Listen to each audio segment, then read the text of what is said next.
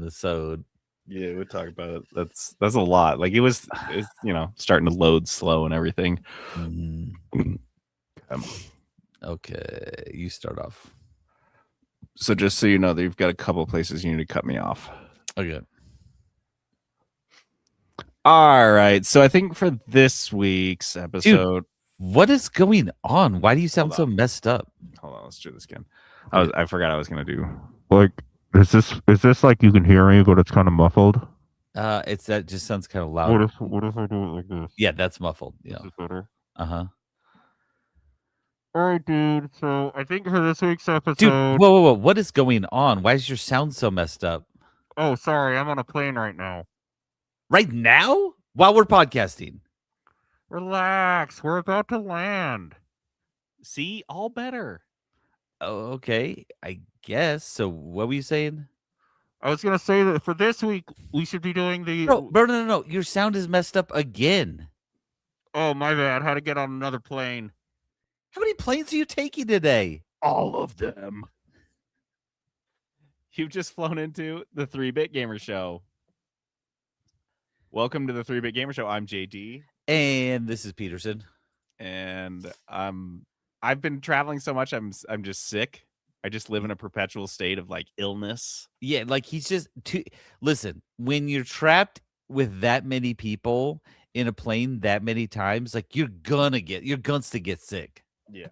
And then I like threw out my back yesterday working in the yard because I'm like desperately trying to do yard work in the few days that I'm actually home. It's so fun. So fun, you guys. I love it. Just let the wild things grow. You know what I'm saying?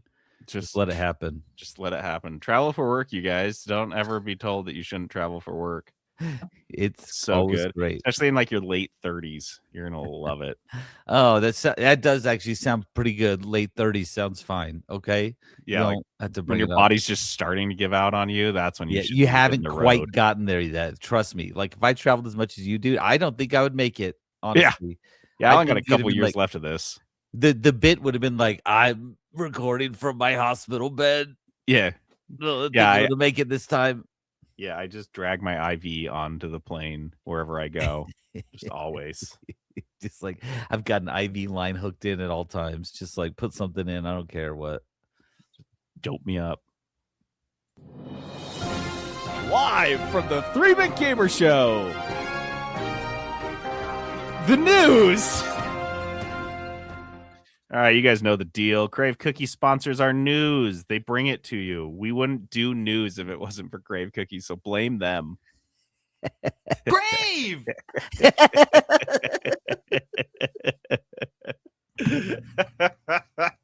It's like the worst bit you could possibly, the worst sponsorship tag you could ever do. Why don't other companies reach out to sponsor us? I can't understand. It's so weird to me. We provide such a quality experience advertising opportunity. No, listen, we do a good job. Every single listener is like salivating for Crave Cookies. We're good guys. But yeah, we do crap on it sometimes. Like it's fine. Like we got to be real with our listeners. Crave Cookies, cookie and soda shop. And a bunch of new flavors every week. New cookies every single week. You get in there. And they come out on Friday. But you're looking at the calendar right now thinking, well, JD, it's Tuesday. Yeah. We slip it to you early. Rarefied air you're breathing here. So this is what's coming up on the Crave Cookies menu next week. The Biscoff S'mores. Delicious. I think that's our monthly. The Chocolate Turtle.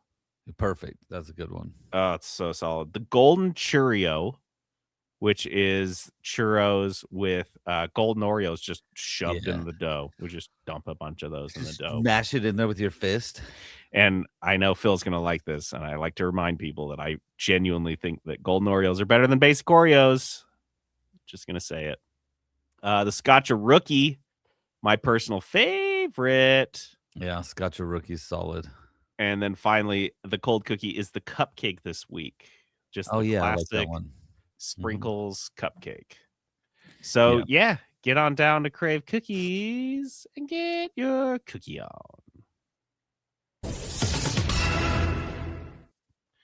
GTA 6 footage has been leaked online, and Take-Two is flailing around helplessly trying to stop it. I did this see is good. today. They said, "Oh well, only like 90% of people aren't even going to care about it, so it doesn't matter." I'm like, then why are you guys pissing your pants about it? If you don't care, you're kind of telling on yourself. Content from Grand Theft Auto 6, which is coming out later this fall/winter, was released online last week, including screenshots, gameplay footage, and the entire map of the game. And this is particularly gnarly timing because there's a big hyped Netflix gameplay reveal event set for this Thursday. Okay. This preempts this by a week. If you want to see what the game looks like, you missed it. And what's funnier is because this is what they've been saying is, oh, that's not even current footage. I'm like, well, that's why it's a big deal, is because they're out there. Whoever released this is out there with an old build. And so people that are seeing this, and I watched some of these, and I was like, man, this looks like Grand Theft Auto 5. Like, it really, I was like, we waited 10 years for this? You fucking serious? This is like pretty mid. That's because, it's an older build is what they're saying. Who knows? You won't be able to tell how good it looks on Netflix anyway, unless you're paying $50 a month for like the 4K. Otherwise, you're like, man, I didn't know GTA 6 was going to be in 720p with an ad every 5 minutes.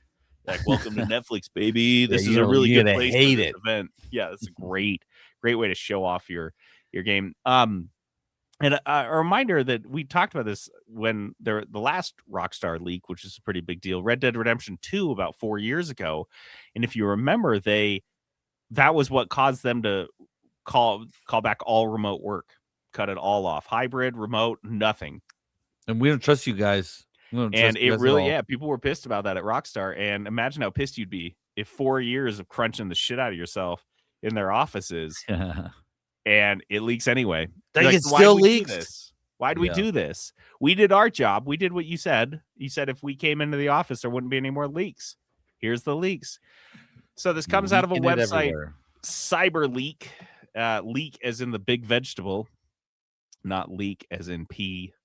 And it also came with a manifesto that includes a list of commandments explaining that this is a consequence for Rockstar for prioritizing monetization schemes in their games, pre-orders, digital games only, locked content, removing games, stuff like that. We talk about on this podcast all the time. There are now commandments, and they've threatened. They're like, well, we hacked Rockstar. So anyone that is doing this is potentially next. So I feel like that's fairly interesting because I don't know. It doesn't seem likely to me, but maybe. Anyway, dude. Oh, that's what I was just gonna say. It seems like he just dropped. Oh, Peterson.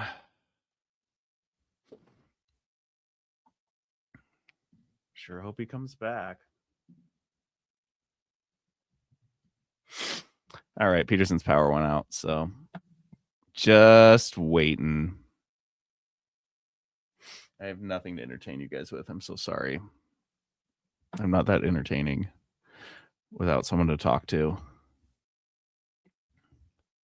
Also, yes, I'm very sick. It's so fun. I love it.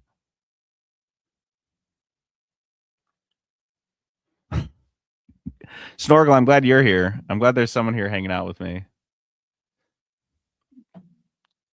Yeah. It's good to have one, buddy. Is it still super duper hot in Texas? Because I'm effing sick of it here.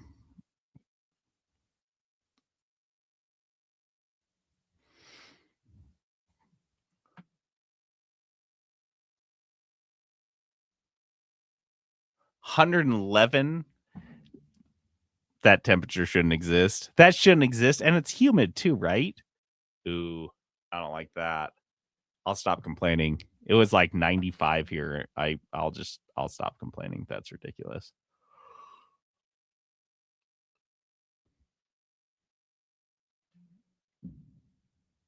Well, that's good because there's no reason for you to go outside anyway.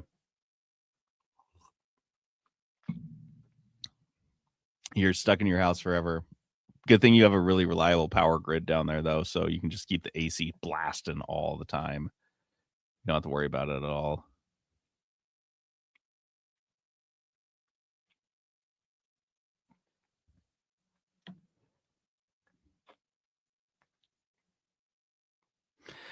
Snorkel, have you played or seen Mina the Hollower? That was my dice game this week.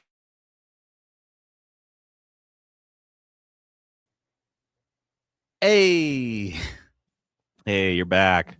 I thought you were just because like you froze when you were looking down, and I really thought you were like looking at your phone and just like so distracted. I was like, bro, what the fuck? Like, it was like a good 30 seconds. You were just like this. Oh my gosh. And I was like, what is so good you're fucking looking at?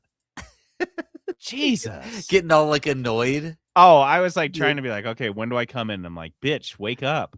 Fucking Donald Trumping over here. You're shitting yourself and passing out on the camera. Dude, seriously, like I'm just sitting here and I went to go look up something on my computer, and then it just that's why I was like probably I was looking down like this on my keyboard. Yeah. And just completely pitch black. I'm like, what? No. That's what we need. That's what we need is your power to go out tonight when we have It's a little windy out there, but it's not bad. It just went out for like a minute. Let's blink, but let's speed run this episode so we don't. Where are we? I don't even know what we're doing anymore. I'm just talking about this GTA 6 thing. So I'll start. I don't know. You're gonna have to go back and edit this. Yeah. And figure out because I'm just gonna start talking about CyberLeak again. Okay. So CyberLeak has promised to do this to other studios beyond Rockstar that are doing things that are violating their commandments, their anti-gamer manifesto, which I don't really believe. I don't super buy it because I feel like this is just to me. This strikes me as they had one lucky thing. They had one lucky break, whatever they did with Rockstar, and they're just riding it like crazy. I think if they want, of course, people to view them as super uber elite hackers that can just take down any video game company at will.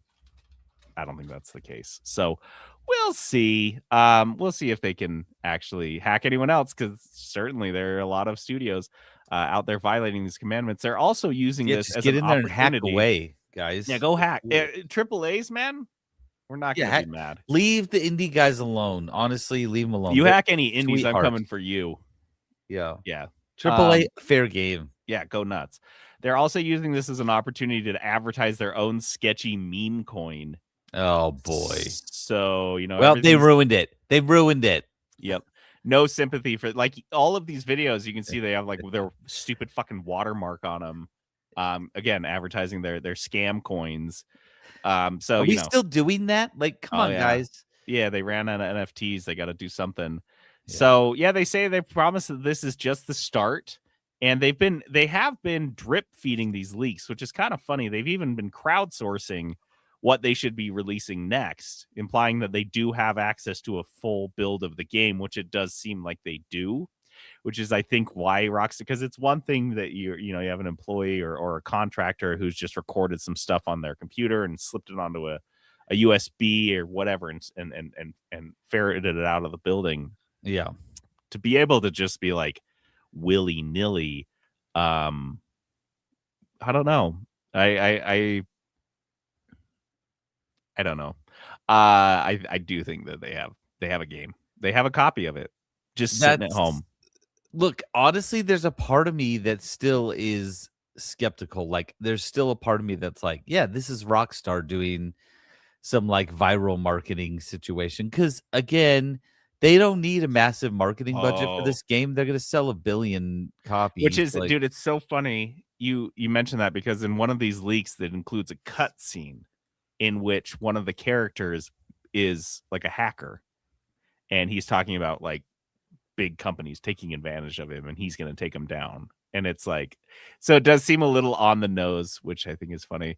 Snorkel has a hilarious comment here. He says, trying to hack an indie dev is like picking a fight with a dude with cauliflower ears. Not a great idea.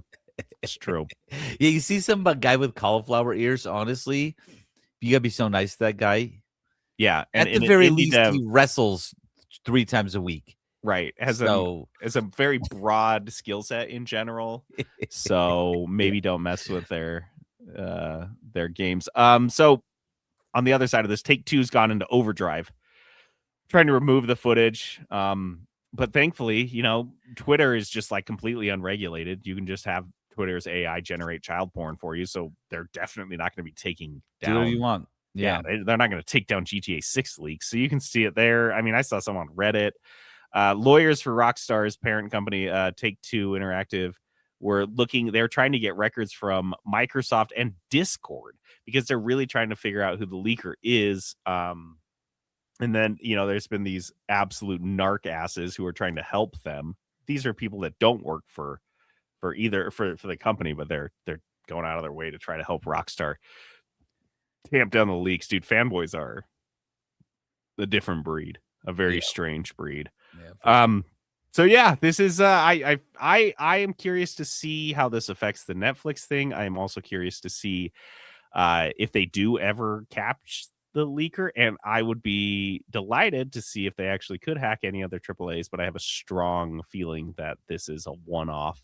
Yeah. And they just got lucky. I don't know what they did. I mean, I'm sure there's an interesting story, but yeah, I'm sure they'll yeah, we'll see if they're like gonna do anything else, but I'm just never confident in some of these groups. Yeah, like you said, I think no, they just get lucky. yeah, they're just like dumb script kiddies, and they got lucky. And They found a USB at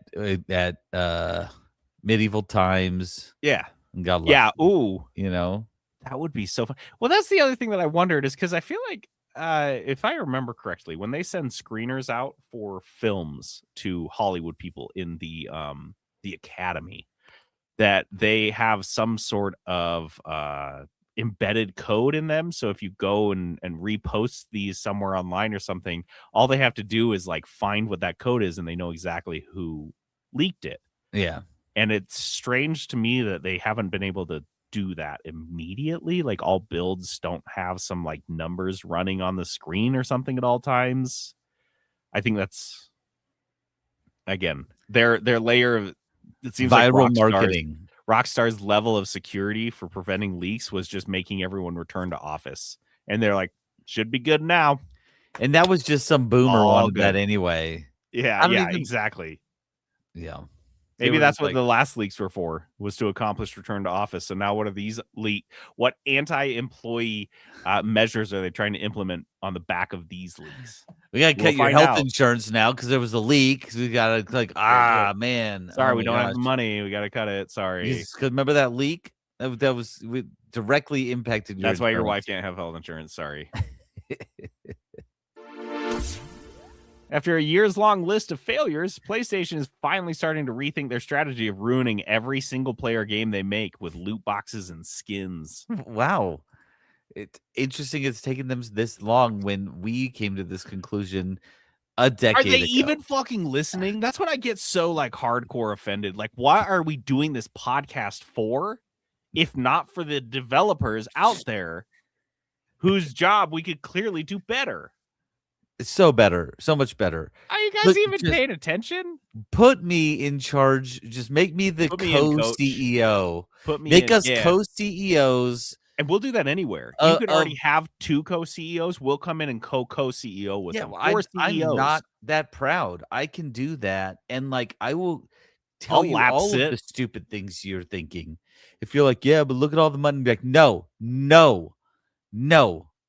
Slap them on the wrist. You're not going to make money with your life service office I've ever seen definitely has room for 2 more desks. Bro, absolutely. We come in here, we tell you how to do your job, and we also say, if you're like, hey, what if we took our game and made it live service? If you say live service, we slap you in the mouth. Look, we are going to bully you. That's what we need.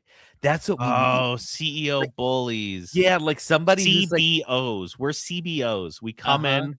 We bully the other C-suite executives. Just C-suites. We're not bullying maybe some senior managers who are getting real uppity, but like that's it. That's as far as we go. I don't think it'd be that hard either, based on what I've seen of these dudes. No, No, like Like, he's like, well, what about live service? And we just come over and kick him in the chest in his chair, and his chair falls over backwards.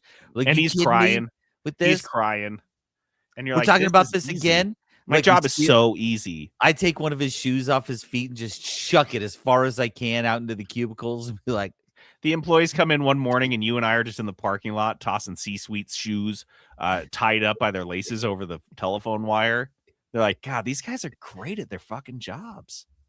Everything's been so good since we hired these CBOs. this is, yeah, that, you know They what? installed all those lockers for us just so they could push these guys in them.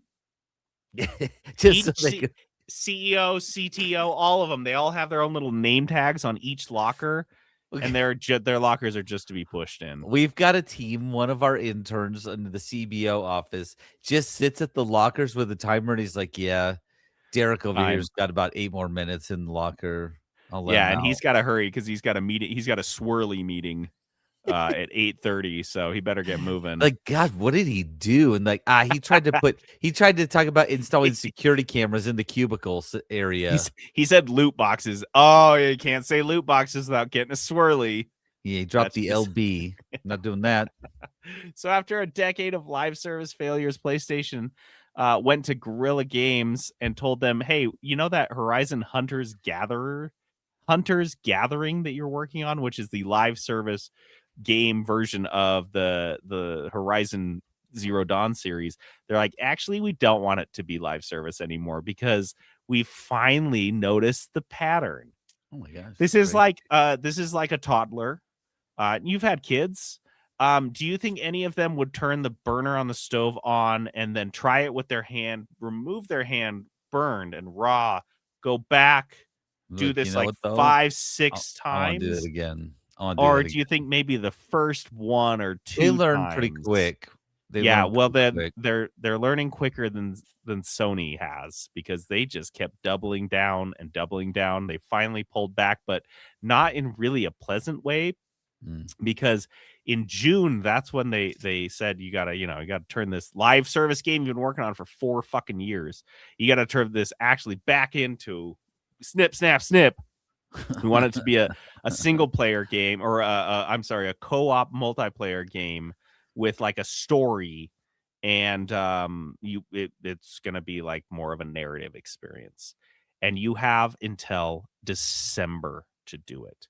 And then everyone's just going to get fucking laid off if you don't. So, you know how we've been setting you up for failure for the last couple years? Here's the one last dick punch. Spread your legs. Here it comes. Yeah, you're gonna love this. I'm doing it from behind. And just as a reminder, if you guys, because it's been so effing long, Horizon New, what was the second one called? Event Horizon. Yeah, Event Horizon ended with a cliffhanger. 4 years ago, it ended with a cliffhanger, and people were psyched on it. It was very successful on the heels of Horizon Zero Dawn. And what did Sony do? They took the whole team that knew what they were doing and had built 2 of these games. So the assumption would be the third one could come out even faster, and it would already be really popular when you released it. And they're like, you know what? No, we don't want you guys doing this. We want you making a game you don't know how to make. And everyone has said they do not want. People have been voting with their wallets for years. We already have Fortnite. We already have Roblox. You don't need to try to make another one. Not gonna work. And they're like, no, we don't care. We're gonna keep going. Maybe this will be the hit. And it's just like a car company has this team that just makes the best cars. And then one year the company's like, no, I want you guys making motorcycles. Have you ever just thought about making watercraft? Yeah, maybe that's even a better analogy. It's like something totally different. And it's like, we have made an award-winning vehicle several times. Like, we're crushing it. And like, I know, and I want you to take that same energy and make me a Ski-Doo competitor. And you're like, well, I don't even know anything about those. I've never even ridden one. They're like, it's you can do. All I know is that the Ski-Doo better have a radio. It's just like, yeah, and to not to belabor this metaphor, but they've already got the factories built. They already know how to tune these vehicles. All they have to do is like tweak a few things here and there, and they have another banger car coming off the line. And they're like, no, scrap the factory for 4 years, just mothball it. And your whole team, as people like come and go, we're gonna lose all the talent that made Horizon 1 and 2. We're gonna ruin them. And have you seen this game? It is offensive. No, It's I completely haven't. Disneyfied garbage, cartoony Overwatch clone bullshit. They've taken a very distinct art style that was Horizon Zero Dawn, and they've turned it into a Disney movie. It looks like every other Blizzard clone, like it is just cartoony nonsense. All the girls have giant anime eyes and cute pouty lips. Like, it's such a fucking joke. It's such a shame that this is what, and I don't know why that comes with live service. They're like, hey, make the art style repulsive. You know how it was distinct and cool? What's the opposite of those? That's what I want Horizon Hunter's Gathering to look like. Oh, also the name should be really hard to say. Yeah. You know how there's like a common phrase, hunters and gatherers? Yeah, okay, so we're going to take that and turn it into a tongue twister so no one ever says it right. Isn't that funny? Isn't that quirky and cute? Don't you think people will like that? It just fits, guys. I don't care if they can't say it. It just fits. So playtest was terrible too. Feedback was terrible for the playtest. Anyway, sorry, what were you saying? I was going to say, I just can't understand why they do this. You know what I mean? Like, I just can't understand. It's money, dude. They see the dollar signs are too big, but it's like, it's so crazy. I just listened to like Schreier's been doing videos. If you guys didn't know this, on YouTube, that are pretty interesting. And he did one on Sony's history of live service games, and he talked about how they knocked it out of the park with the PlayStation 4. And a big part of it was because they, first of all, weren't the Xbox One, but second, because they had a lot of great single player narrative driven exclusives, and they subsequently took every single one and ruined it. Yeah. And then they made up new ones like Concord and ruined it. Like, they've done and then they bought Bungie thinking that Bungie would come in and show them how to do it. You don't bring in like a company like that to show you how to ruin all the other companies. You bring them in because they're good at what they're doing. And clearly they weren't able to save the rest of their live service suite of games from just tanking. And they said, this is going to be, once you hit December, we're going to revisit and see what's going to happen. But I would bet money that December comes and goes. The executives that wanted this to be Overwatch 5 aren't going to be happy to see this game that they've hacked together in just 6 months. They're going to scrap it, and then they're going to start canning people. So imagine that you work on a game for 4 years, the executive that you didn't want to work on. You didn't sign up for this at Guerrilla Games. You went to Guerrilla Games because they made awesome single-player games. You end up working on a live service game. You're like, okay, I can deal with it because maybe we can come back and make Horizon 3 someday soon. And instead, the executives come in, they're like, no, that's not going to work. So make it how you wanted to make it before, but, hack it together. And then when you spend 6 months crunching to get that build out, you get laid off. Because that's what all these guys are looking forward to. This is what they've got coming up. The industry is so broken right now. It is so. That's exactly what I was just thinking. Like, this is not working at all. Like, it's not working. Yeah, that's a great way to put it. It's just not working, you guys. I don't know. I can't think of an analogy where this would work. Like an industry where you're like, take our experts, put them into something else. Let's have them do something they don't do, and be like, "Ah, man, how come we're not making any money?" Like, stop. Like, I don't know. Yeah, no, there's no analog for this. This like, is lunacy what they've been doing here. Seriously. EA workers are trapped in a maelstrom of uncertainty after the Saudi deal closed. What?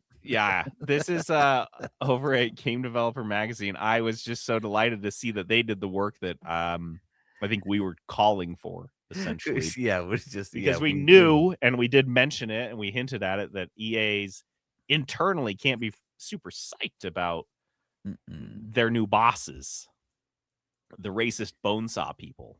Yeah. Taking over, but don't forget about Kushner. Yeah, and don't forget about that little weasel rat. Also, I learned a great new term, because you guys know that they've been using WWE and Live Golf and other opportunities to sports wash their image. Something that the prince whatever. I love that. I mean, you call yourself a prince, and don't you feel like weird about that? That's so No, weird. yeah. That's weird. It's 2026. It's weird. Anyway, the prince was like proud of that. He's like, yeah, I'm gonna sports wash all the day, all that I can because it Yeah, makes me richer. And now they're calling this one pixel washing. I like pixel washing. That's a fun term. that is kind of fun. So a couple of quotes. So they talked to a bunch of EA employees, all anonymously, all off the record, because obviously they don't want to either lose their jobs or their hands and feet. Yeah. And here's some quotes that they had. Quote, if EA had a culture that had any semblance of a moral backbone, it wouldn't get into bed with a prince who's disgusted by many of its current employees' sexualities and ethnicities. Then you have Jared Kushner in this disgusting business stew, which just adds insult to injury. I feel gross just thinking about it, but there's nowhere else to go. I'd love to leave, but the jobs aren't there and I have bills to pay. That's Oh, exactly man. who Yeah. you want making your Mhm. product. That People guy that- is primed to make an excellent video game for this company. Yeah, right. Put in some A+ work here. That's who I'd want, like, at my cookie shop making cookies. Someone that thinks I am, like, morally repulsive and that my business partners are worthless and that they are only there because they have bills to pay. I'm like, yeah, Mhm. those cookies are going to taste great. I can't wait to serve those to customers. And through all of Probably a this, real clean operation too. Like, oh yeah, like, washing I their can't hands wait after for these every poop leaks. for sure. Honestly, yeah, at this point, you could offer anyone who works there like $50 and they'll leak everything they've got. Yeah. Like, dude, $50, just give me a USB. Like, dude, I've already got 10 of them in my car ready to go.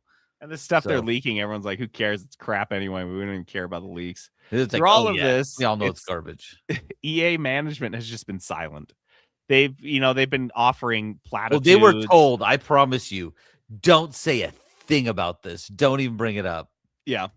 Yeah, and exactly. And they've just been kind of like talking in circles. Mhm. And on one call there was a Q&A, and at the end of the call on a hot mic, one of the executives was heard calling them little babies, referring to the employees that were complaining as little Calling them babies in the little Q&A. babies. Isn't that fun? Oh, So that's like the and then there God. was another meeting where the executives were making jokes about buying more horses for their kids.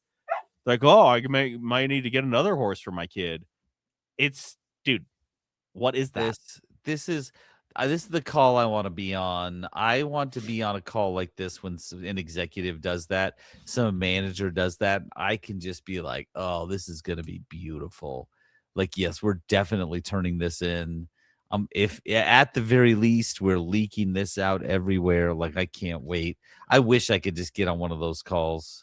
I don't understand, like, even if you feel that way, even if you're like, are you not at least a little neurotic about it? Like, you can't wait until everyone's off the call before you Yeah. start talking shit about how everyone on the call sucks. Like mid-meeting. That's And it just if shows a lack of respect. That's how they don't even care if you hear them calling you little babies. That's a little how do you respect they even for their have a hot employees. mic at a meeting still? Like, what are we doing, guys? Like, I'm like, Craziness. "Oh, shoot, there's a noise at my door. Is my mic muted?" Like, I am every muted all the time. Like, they play this for laughs in the office where Michael Scott's at that stockholders meeting, and he's like, they're talking Yeah. among the executives, and he's, we're going out of business, you think? And he says it directly into the mic. Into and the you're like, mic. that's a ridiculous thing in a sitcom, but like at EA, that's Yeah, just like every day. Yeah, little babies. Little babies. The future of the company is really bleak, very murky. There's no updates on bonuses or anything, obviously, because they're like, why are you asking about bonuses, bitch? You might not have a job. There's definitely tons of layoffs coming. As we already talked about. I want these companies to go out of business at this point. Like, you sell Yeah. the Saudis, I'm like, yeah, go out of business. You're Yeah, just like Live Golf. This EA seems primed for that spin-off thing we talked about. I could see the Saudis spinning EA off, and they're like, just go be your own thing again. And the Yeah. company's basically been gutted, and it just limps along sadly for a couple years. And yeah, I mean, like we said, they're carrying so much debt. $20 billion of debt is what EA got, and they can't pay even the interest payments based on if they spent all the money they made every quarter, they still would be $250 million shy of paying off just the interest. So the layoffs are coming. I imagine the layoffs start with, I don't know, all Jews, Shiite Muslims, black people, any queer people. They're all going to be on it. That's exactly how they're going to talk to the HR department and be like, hey, do you have the ethnicities when people applied? Yeah, we're not really supposed to pull that report. Like they're like, pull the fucking report. Like, excuse you want us me? to pull your fingernails out? Pull the report. You're pulling that report for me. And then the rest of the people that are left get to work on paying down that $20 billion in debt. There's some white guy named Jamal that's just like, I'm screwed, man. He's like, dude, they're not going to know. They're not going to know, but I'm going to be gone anyway. EA said there's not going to be immediate layoffs. That's their line they keep saying. It's not going to be immediate, which is like, that's a nebulous term. Because if they lay people off now, right now, they can say, well, it wasn't immediate. No. We waited 2 weeks after the acquisition. What are you talking about? It wasn't like right away. Well, what does immediate even mean? In this, is there an employee that at EA that is not actively looking for other jobs? Absolutely not. Absolutely not.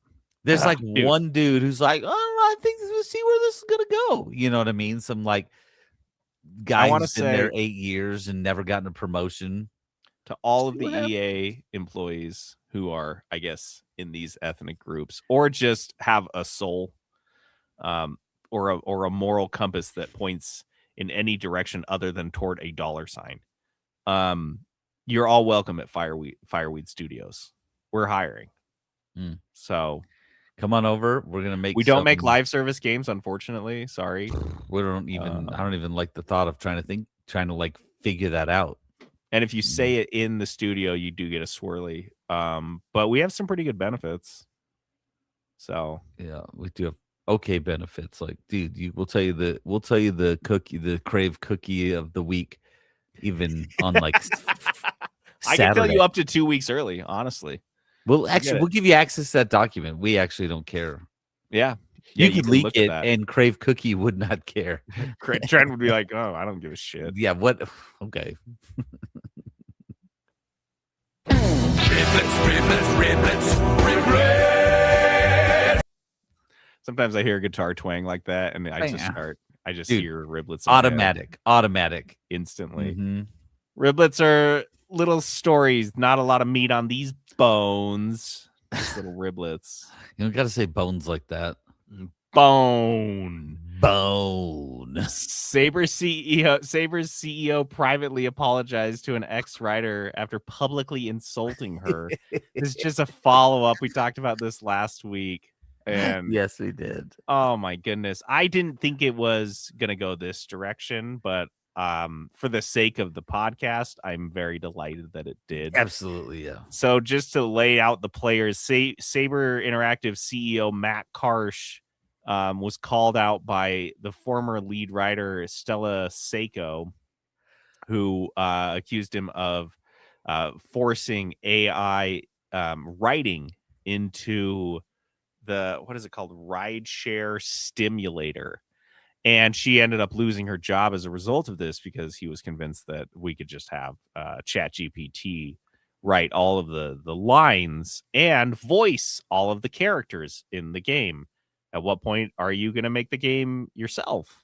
So she came out and made these statements, and Karsh, oh man. Oh, well, Saber, I should put in the middle. Saber's like, nah, that didn't happen. What are you talking about? We even have more writers. We hired so many writers. We have writers coming out of our ears. Swimming in writers. They're all AI. Okay, technically, we do have more writers. Okay, well, because every computer has a writer on it. Yeah, we all have ChatGPT installed on our computers. So Seiko was like, I don't give a shit. Like, I know what happened. I was there. And Karsh responds, and I'm just going to read his quote because it is unreal. This is a statement that he released. So he wrote it. This isn't like he was just saying this off the cuff. No. Stella who? I had to ask Claude because I've never spoken to her or seen her. We have already said we're using AI for certain parts of the game, and we will update the Steam page once we finalize the feature set. As far as Stella is concerned, she was replaced by someone more talented and terminated for a variety of reasons a few months later. So was she replaced or was she terminated? From what I can gather, she enjoys controversy even more than I do. I would frankly, in retrospect, have been happy to replace her with AI. At least we would be dealing with someone programmed to be honest. This is the CEO. Are you fucking nuts? Do you know how long the swirly would be for this motherfucker? Oh man. We're just gonna go straight waterboard you, bro. Yeah. No, this is a hot Carl type of bullying that Yeah. we're getting into. Yeah, like the psycho bullying. Yeah. Mhm.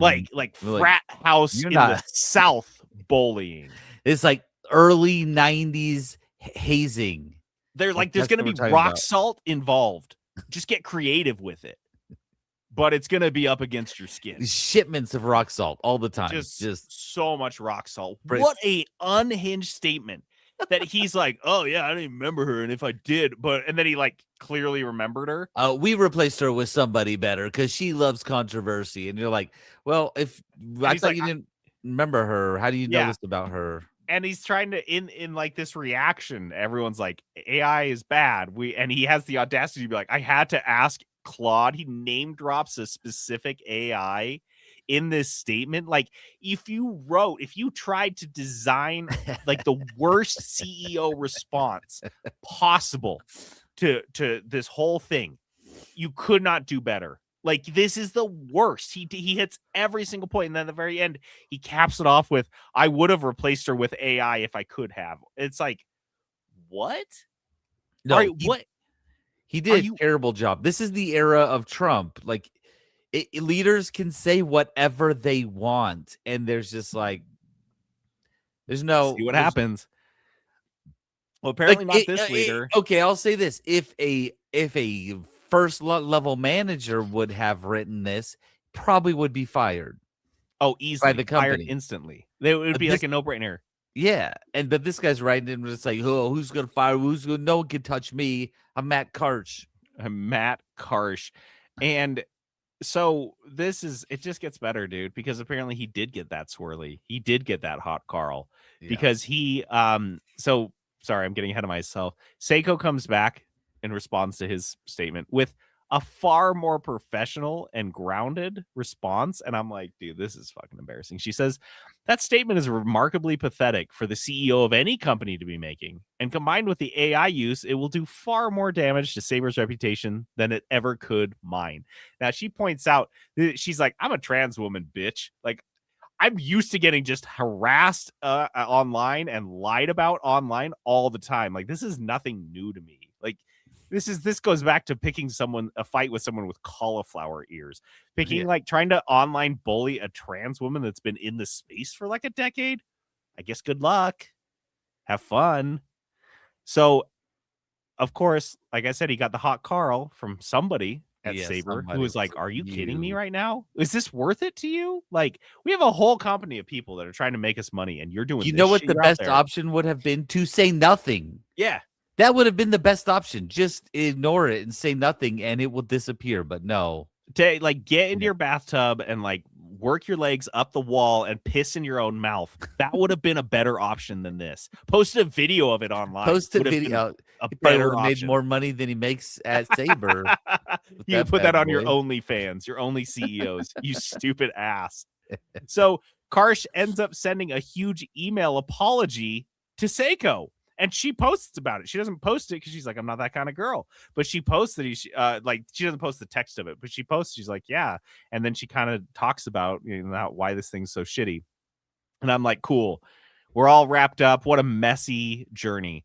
But it's never done. It's never done with these fuckheads because they're not getting the proper bullying. As we pointed out, they're not getting bullied right.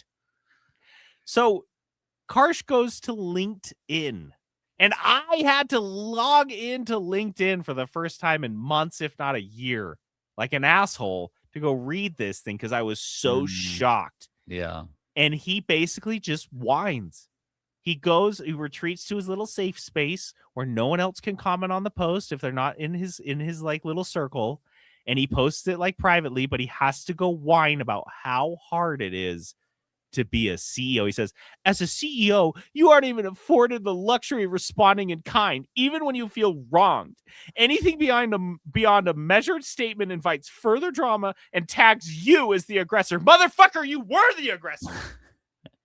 Respond in kind. This is the Trump era. These guys are so full of themselves. Their egos are so big that someone, honestly, a nobody could see a post from a nobody online and they were like, I have to respond. Like Andy in The Office, he's just like, I can't not respond. I have to say something back. You go back to 2012, 2013, and you look at Trump's Twitter feed when he's responding to literal randoms on Twitter, and he's getting into like battles with them. Like that is every CEO in America. Elon Musk does that. Like they can't like let stuff go. It's like a virtue to them.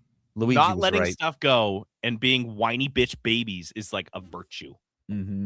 Unbelievable. So I imagine this will be the end of it because I'm sure this guy's sick of peeing in his own mouth. But you never know. This one was supposed to be a riblet. Yeah, I know. Yeah, I just realized I was going to play the sound, and I was like, "Oh wait, that was a long one." So I don't know why I put that there. It just didn't seem like a big thing, but it is kind of a big thing. No, it's hilarious too, like in a sad way. Yeah. Memory prices have gone up 500% in 12 months. They're up upwards of 10 times the lowest ever tracked prices. Yeah. So Tom's Hardware did kind of an analysis here, which is just insane. I'll kind of go over some of the numbers. So if you want for just 16 gigs of DDR5 RAM, which used to be, and you remember this when you built PCs, like it was the cheapest part of your build. Oh, that was like nothing. You're just like, yeah, just upgrade the RAM because it does good things for your machine and it's so cheap.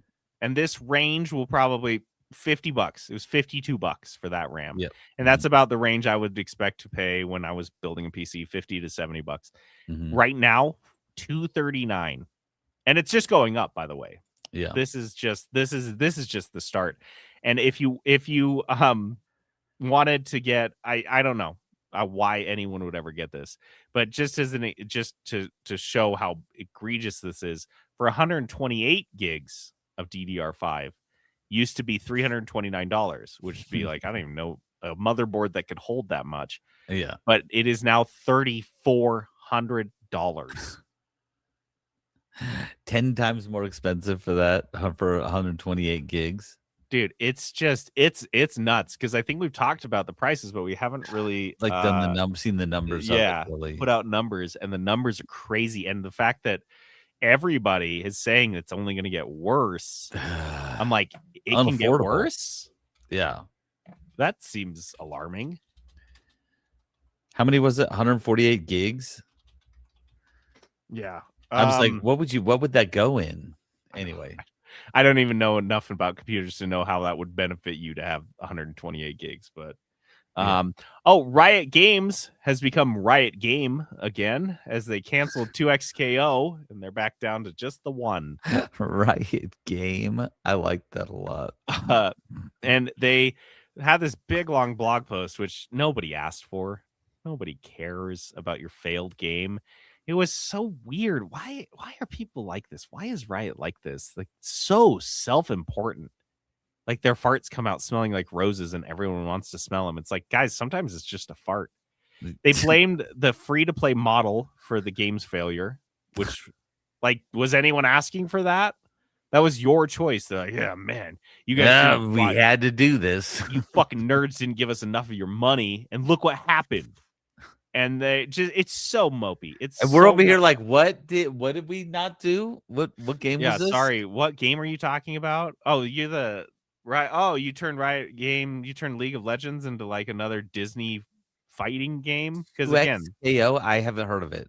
Yeah, well, they just took all the unique, cool designs of all their League of Legends characters, and again, just Disneyfied them. Yeah. So the game is going to be dead in December. That's when they're going to be done with it. But, in this blog post, they still try to sell you a bundle of skins for $40. just on the way out the door, if you want some skins for your dead game, $40. What? You're Okay, welcome. here's what We I want love to. you.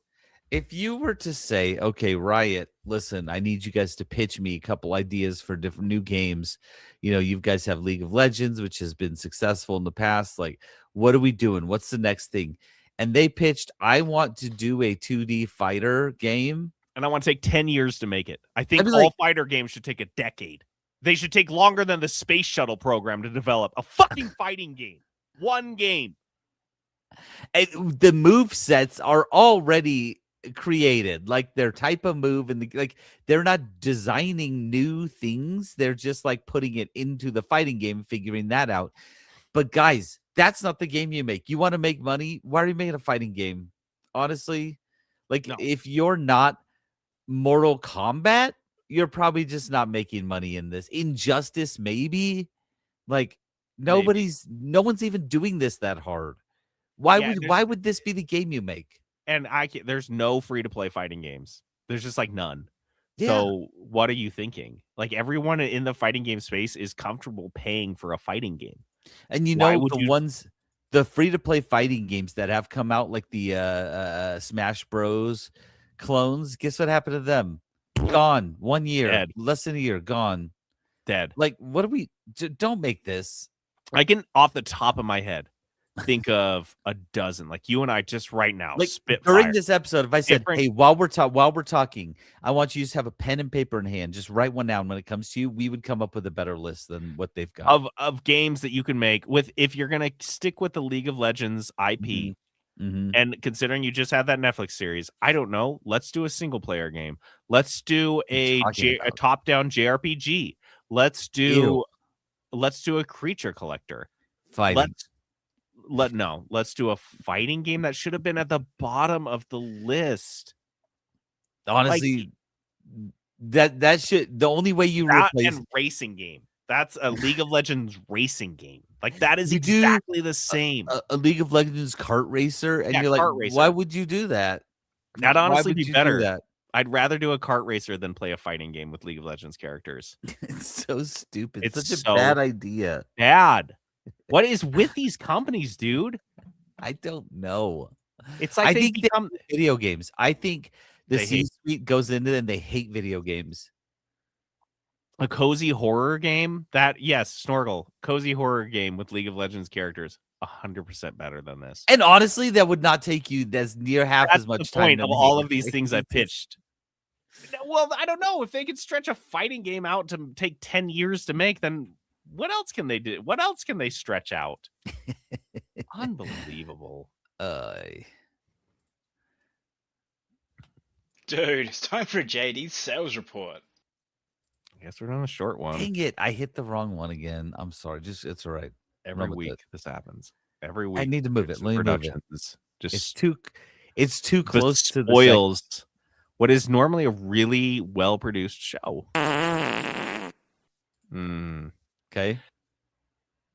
Xbox is no longer sharing sales data with Circana. Circana is a company, the research firm that we often cite on this podcast, that provides a lot of kind of analysis of game sales. And Xbox has historically shared at least game sales with them.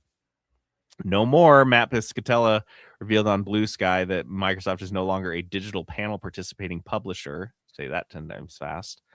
And this harkens back. This feels exactly like when they stopped reporting on console sales after the Xbox One was tanking so badly. They're like, oh, we just don't talk about it. But they're so good. Oh, we're selling so many. We are doing pretty good. That's why we do have to. We can't even count them. We're selling so many of them, more than we can count. Do you even realize? Yeah. Here's the thing. Yes, and it is never. I feel like it is never a good sign when they're like, "Hey, you guys gonna share those numbers?" So like, you know what? Nah. I don't think we're going to. The only reason when you're a company like Xbox, you don't do that is because they're terrible, and everyone else is already making fun of how bad you are, and you're a publicly traded company, so you do kind of have an obligation to like be a little transparent with stuff. And they're like, no, we're just going to keep it. Like, Not God, dope. I'm just If they had wondering. a wildly successful 3-4 wildly successful games, they would share those numbers. They would be bragging up and down. We would see those in a CEO tweet, but now they're like, don't share those numbers. Honestly, it's embarrassing. You don't want to know. You don't want to know. 007 First Light has sold over 4 million units. This was Nice. announced by IO Interactive on Blue Ski. Fantastic. That's awesome. We talked about this game, kind of looked dope. Again, this is a single player narrative game. This is a single player. Like, I'm telling you, this is just what people want. Make a cool one. You could even rehash some stuff, old properties, 007. People be like, yeah, make it fun. We'll do it. 4 million is not paltry. 4 million's for a great. game that just came out a couple months ago, and you imagine the tail's going to be pretty long on this one. That, 5-6 million. And then the other thing that's important about releasing single player narrative games is you release one really good one. Well, then you can release another really good one and make more money. And you don't have to spend years supporting the first good one. Yeah. And because support remember, it into failure. This is the other problem. Like, until it's Destiny 2. Them until they're dead. And at that point, they have 3/4 of their team supporting this one game, and the game's dying. They will spend 3 or 4 years desperately trying to get it back, trying to get back that magic. Then they don't. Then they have to lay off. Then they'll try again. They're going to try. They just keep, it's like a cycle. You just see it, and you can tell when it's on its way out. You can just say Destiny 2, bro. It's fine. With Destiny 2'd it. You Destiny 2'd it. I mean, remember when like Epic used to make video games? And now they're just like the Fortnite company. Yeah. Like it's like a shackle around your neck. Golden handcuffs, baby. Yeah. When you're like, cool, we're making tons of money on this live service game, but it's like, yeah, but now all of your eggs are in that basket, and that basket is hard to fill with eggs. And also when all of your employees' resumes are just, I worked on skins. That's not great. That's all your employees. 95% of Epic Games employees just make skins, figure out how to make different Nikes in Fortnite. Do you remember, real quick, do you remember when they were like, hey, we should have you guys come to the studio and record some dances for us that maybe we could add into the game? Like, that's what they had people do. Do you remember them telling us that? The Mustards? Yeah. We could have had a Fortnite dance in the game. We could have had a Fortnite emote. It's funny because I do have a dance move that's like patently mine. And recently Taylor Swift released a music video in which she uses it. So I could have sued her. I could have sued her. Yeah. It's too bad. Hardware spending in the U.S. was so low in July that it nearly matched the 2020 pandemic days when everything was out of stock and not for sale. Hardware spending dropped 29% last month, close to matching July of 2020. That's such a good economic indicator. I think the economy is really strong under this presidential administration. You almost said regime. Yeah, I got it. I said it right. I mean, just the fact that the console prices are like, what, $1,500 now for a PlayStation with no controllers or cords. The cords cost $100 a piece. It's so shocking that people aren't buying them. It's crazy. Like, why don't you guys just spend money? I don't understand. Like, people are so dumb. And meanwhile, Nintendo's out there threatening they're going to raise prices again. I'm like, bitch, didn't you just get a massive tariff refund? Maybe you could just eat that cost for a fucking one. We spent that money already. Okay. We spent all your taxpayers' dollars. Go buy a fur coat with that. So I have a nice fur coat, and I spent it already. And someone threw paint on it.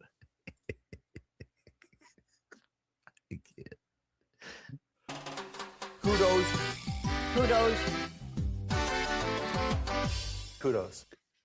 All right, kudos is our positivity segment where we tell you something that we liked, something that made us smile, happy.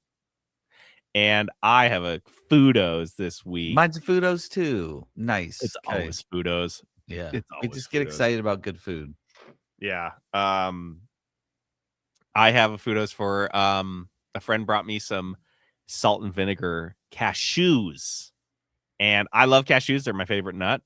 I think if cashews aren't your favorite nut, I think I'm kind of suspect. They're objectively the best nut. They're not the best for you. I know. Interesting. No, I top 2 for sure. What's Top your other 3. one? It just depends on the flavoring, but I like almonds and peanuts quite a bit. But Almonds cashews are are like right up so there. much work. I feel like I What? need to like do jaw strengthening exercises to eat Oh, almonds. well, you all I guess I'll probably not. I'm Like- probably not eating them at the same rate you are. Yeah. Well, because Like, I'll eat like 5 and I'm like, yeah, I'm good. And you're 5 like, is I'm gonna eat half of how many I put in at once. and I do know this. That's why I'm laughing. Because I'm like, if I ate nuts the same way JD did, then I would probably feel the same way. I'm like choking on them, dude. You know, getting nut boarded. No, I love sounds hot. cashews. Yeah, I know. I love cashews. They're the best nut there is. And They are good. They hold flavor really good. I'll say that. They hold flavor real well. And I've never had salt and vinegar cashews before. And I am in terms of chips, like salt and vinegar is not my least favorite, but it's not my favorite. Okay. There are some that jump out to me that I'm like, oh, I do like it. So I grew up because when I was a kid, I didn't like it, but I've grown up since then and I do like salt and vinegar. I appreciate it here and there. These were the best cashews I think I've ever had. I've had these. They're so good. I love salt and vinegar. So that's the thing. I love it. Yeah. I love it. I've had these, and you're right. They're like addictive.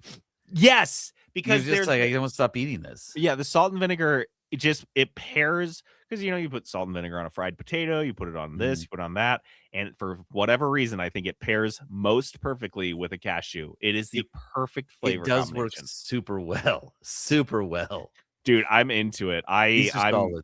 And I think they're pretty easy to find. I saw them like Smith's and Kroger's and stuff. And Walmart. Yeah, there's like all sorts of brands. There's a few different brands that have them too. Yeah.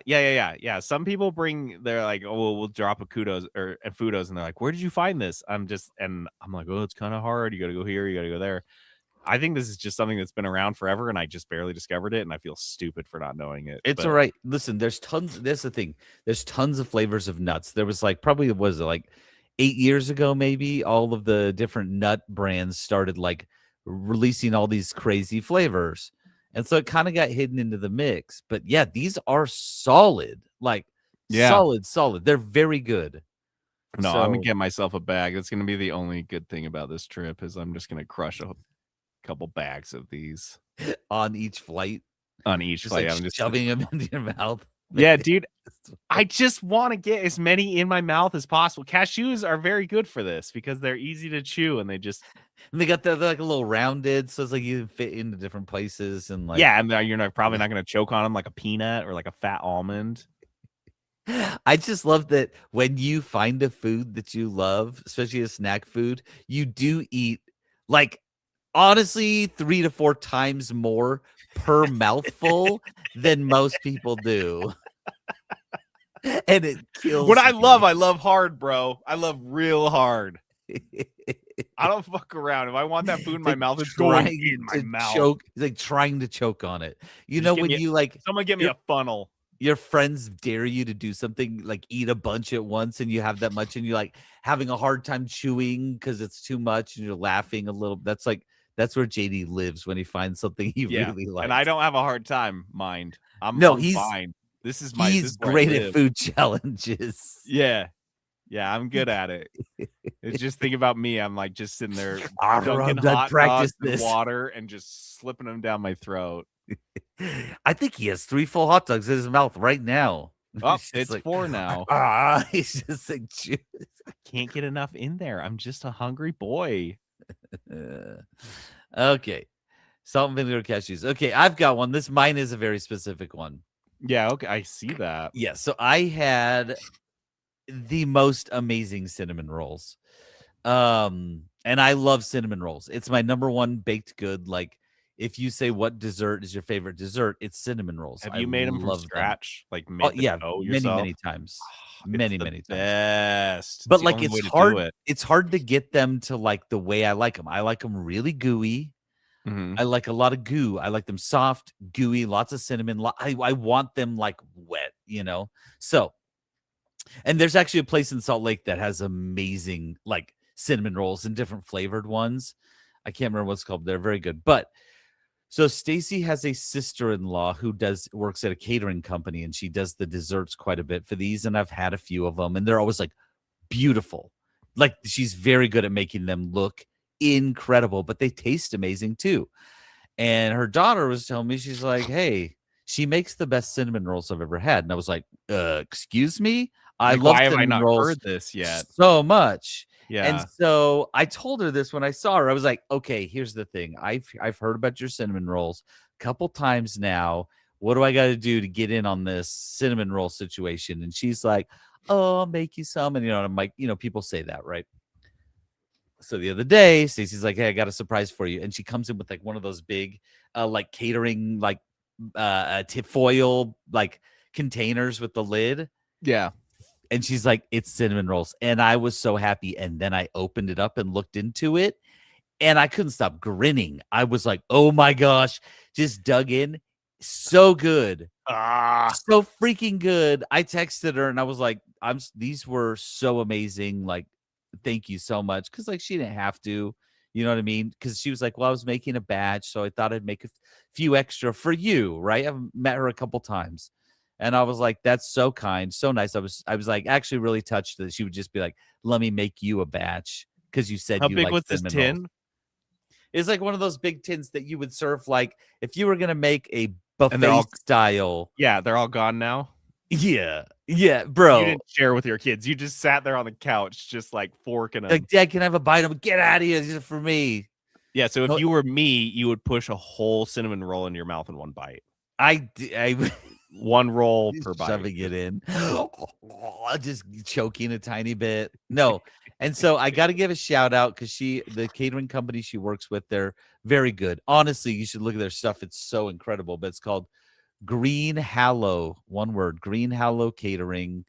Like I said, she's shown me pictures of the stuff. Her daughter works there too. I've met them both. They're fantastic. She works there too. And honestly, their desserts are immaculate. They look so good every single time. So best cinnamon rolls. So I got to give them a kudos, got to give them a shout out because holy crap. And then she was like, well, if you like those, everyone tells me they like my raspberry rolls even better. So next time I make those, I'm raspberry give you some. rolls. Yes, please. Yes, freaking please. So anyway, like raspberry, like filling. Ugh. Yeah. Anyway, fantastic. So thank you, Crystal. She was absolutely incredible. Made my week with that. Fantastic.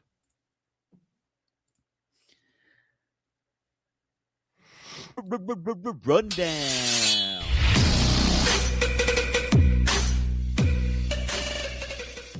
It's been a hot minute since we did a rundown. I know, because we usually do like a first impression rose. Yeah. And we're like, oh, playing a new thing. Let's talk about it. But this is a rundown. We did the whole thing. We have played this game to death. Yeah, we played this absolutely. So this was probably the game we played the most on the tabletop SaltCon gaming cruise. Mistborn deck builder game. We did talk about it a little bit. Mistborn, B-Sands, baby. Yeah, Brandon Sanderson's Mistborn series as a deck. Well, not the series. It's just the first book as a deck builder. And we played it. I don't know. What do we do? 4 or 5, maybe 5 or 6 playthroughs. Yeah, like we had a few where we just quit and would start over because we knew where it was headed. But we played it a lot. People are always shocked that I hadn't played this because like I love Brandon Sanderson. I had heard it was a little complicated. It really wasn't that bad. No, it really wasn't that bad. There were some aspects of it where I think it was not fleshed out real well, but yes, underbaked. But it wasn't overly complicated. No, so that's why I was like, why they captured it was? Which, if you guys haven't read Brandon Sanderson, he loves magic systems. That is a very regimented, laid out way that the magic works in his worlds versus the more like random grab bag Harry Potter makeup bullshit for the plot that you need kind of nonsense.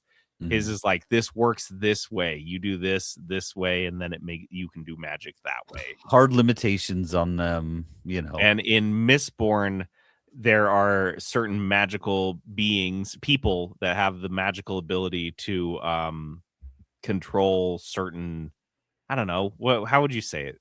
Well, what are Oh their gosh. powers? They use metal to They use drink metal to metal. influence things. There's external and internal influences. There So you they go. can push something, pull something. They can influence emotions. They can influence. There's all sorts of things, but it's all push pull.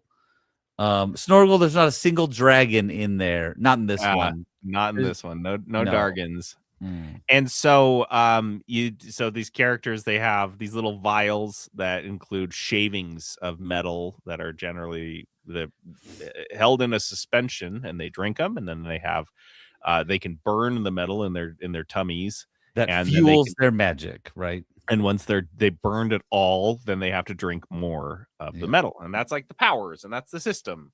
So it is kind of a weird thing to Mhm. kind of make that work in a deck building game, and I think they did a great job They did a of, good of job. translating that. So you play as so most of the characters can only do one of these things. Like Peterson said, you can either push metal, or you can pull metal, or you can influence people in one way or the other way. And there are some people, lucky or very unlucky, who are born with the ability to control all of those things. To use every single metal. Yeah, use all the metals to do all the powers, and those are called Mistborns. And in this game, you can choose to play as one of the 4 Mistborns. And that's like the character, whatever. And the kind of the big rundown of how it works is you have your little player card, and there's a little token you move up your training track, which unlocks further abilities for you. You save up gold and buy new cards from a common pool, which is very familiar to any deck builder that you guys have played. The money works a little bit similar to like Dominion. Like you play in that round, you will generate X amount of money, and that's what you have to spend. And that doesn't, if you have 10 gold to spend, you don't spend it, it doesn't, you don't have 10 gold banked. It's just this next turn you will have 0, and you get whatever you generate for that turn. Yeah, nearly every deck builder I played has kind of worked like that. Yeah. So you're not banking money as No, much right. as like buying it right away. Yeah, and then you buy the cards in the bank or whatever, and you add them to your deck, and then at the same time, you are defeating enemies that spawn in front of you. Now, I should rewind a bit. This game has 2 ways to play. You can play multiplayer competitive, or you can play multiplayer cooperative. And Peterson and I exclusively played cooperative. And so when you're playing cooperative, you play against the main antagonist of the book, which is this guy named Lord Ruler, who himself is like a super Mistborn, basically. Yeah. And he has he's a character you play against. He has his own health bar and stuff. And then he has a card that you kind of move down through that card each and every turn. And it tells you to do certain things, whether you take some damage or you draw a card from his special deck. And sometimes that's an enemy that you have to fight, or sometimes you take more damage. And that's essentially, as his moves down, his threat level increases. So, you know, it's built so that the game gets harder the longer you play. right. Because his threat level is increasing. Because in the books, the Lord Ruler is like almost a god. He's like, if he wants to kill you, he could just do it when it would be no effort for him. And so I think the premise of that side of it is like, oh, he's starting to notice you as you become more powerful and your training gets up and you're becoming a renowned Mistborn. He's starting to notice, like, and he's starting to step up his game against you. But yes, and then there's like he's got minions that he can deploy against you as well. And so like they'll attack you at the end of your turn if you haven't defeated them. And you can defeat the enemies in front of your co-op partners. So JD gets an enemy in front of him who's about to hit him next round or having some sort of negative effect. He can attack him. I can attack him. So we can just kind of team up against these guys. But if you're not taking them out, they will start to stack up. Like they'll keep, they don't disappear until you kill them. So Those keep stacking against you. So you're managing that. Your training. There's also the location cards. There's 3 locations where you're essentially one of the actions you can do is essentially finishing a mission. It's like side quest type of thing. Yeah. Where you're just moving your pawn up a quest level, and as you move up, you'll get certain benefits. If you hit this one, you'll get, plus you'll get to heal for 6 or something. And the first one who gets there gets an added benefit. But you cannot in the game realistically defeat the Lord Ruler until you finished all those training tracks, or not training, those quest tracks, because for every quest you have not completed, whenever he pulls one of these cards, he will heal for 10. And there's 3. So he will heal for 30, which you're putting out like 2 damage at a time. Mm-hmm. So you have to, that's like your main focus needs to be knocking out these quests, which is not hard to do when he's dropping, not easy to do when he's dropping minions in front of you and you're trying to buy cards and you're trying to set up your deck, right? Yeah. One of the gripes I have is the Lord Rulers, and this is something JD and I tried to like fix by just modding it ourselves, is the Lord Rulers threat level moves up too quickly for you to like actually get going and like get your deck moving. Yeah. So the unique things to this, because I played a lot of Deck Builders, is my favorite kind of tabletop game. That I loved is that the Lord Ruler destroys cards in the shop. I do like that. I haven't seen that before. You seen that before in a Deck Builder? No, usually like they'll only get replaced if you buy them, or you can spend a certain amount of money to just like wipe the board and replace all of them. And it's always player driven. Yeah. And so the idea, and he does them randomly. So he's ripping out cards, and you might be saving up for a card or trying to get it, and it disappears and it screws everything up. But I love that it keeps that rotating, because so often in Deck Builders, you have this big stack of cards, you play the whole game, and you only go this far down the deck. Yeah. And it's because, and sometimes, the worst ones is where, like, this has happened when I played Harry Potter, the Deck Builder a bunch, was that you would have 3 or 4 of the 6 cards would be shit, and they just sit there the whole game. Mm-hmm. They just sit there the whole game. So you basically, your bank was like 2 or 3 cards. You just kind of refreshed over and over again. So that was dope.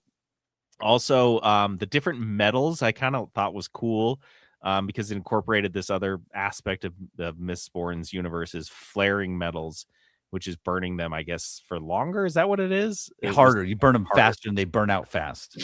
Yeah. Essentially like bursting that metal. Yeah. So you can do that. And so it's like, it's basically a desperation move that it adds a desperation move, which is really cool. And there is a consequence, because if you flare metal, you have to refresh it later, which means you may have to burn a whole card that you may need to use to refresh that metal for a turn. And then the health dial, I just thought was fun. Just the little thing with the circles. Have you seen that in a game before? No, I haven't. Like, usually it's not that high. Yeah. But this health dial was like 2 little cardboard circles that like spun along 2 dials with 2 different digits. And so like it had the tens digit and then the single digit, right? And so it was yeah. So it was kind of nice to have that. You had one, the Lord Ruler had one. The different metals too, which I really liked for the game, like really focused on different play styles, and you could really build your deck around like 2 or 3 of them. Yes, I love. If you did more, it was like, that's not going to be a really great deck. But like, they were definitely like pewter in the books makes your character you burn pewter and you become really, really strong, right? And so the pewter cards in the deck that you're building were all damage cards. The tin one was more about like money, and like the steel was more about card manipulation and things like that. And so I did like that it had that aspect where it was the different metals they were trying to make it work similar to how it might work in the actual books, Mistborn books. So I did like that, where you would really focus around certain types of skills. So I need a damage, I need money, and I need healing, right? I'm gonna focus on these 3 metals really. And the characters came with a built-in ability that you would unlock, that you could, if you're burning pewter, +2 attack, like that sort of thing. So if you use it, then you get an automatic buff, Right. which was kind of cool. Like each character had like a unique play style based on their like basic built-in metal. Mm-hmm. Yeah. Yeah. So I thought that was I thought the design of the game was solid. I really do. Clearly we liked it because we kept playing it. I do have a few nits. Absolutely. The first one, yeah, which is weird because it was like this game we were like, we want to love you, but you're making it hard to love you. And we were like making efforts to like, okay, how can we make ourselves love this game more? Yeah, we'd go up and grab food and seriously talk about it the whole time we were eating, how this game could be better, and it was just frustrating. And so I'd say the biggest thing, my biggest nit, is it's too hard. It's In not co-op balanced mode. properly in co-op. Now, Yeah. if we had played with two other people, we may have just thought this was amazing. So fun to play against each other, I think would have been a good time. But thematically, I don't think either of us could get over the idea of these 3 main characters that, well, 2 of them work together very closely for the whole book. And the idea of them fighting each other is weird. Yeah. They're really never at odds. And so that would be weird.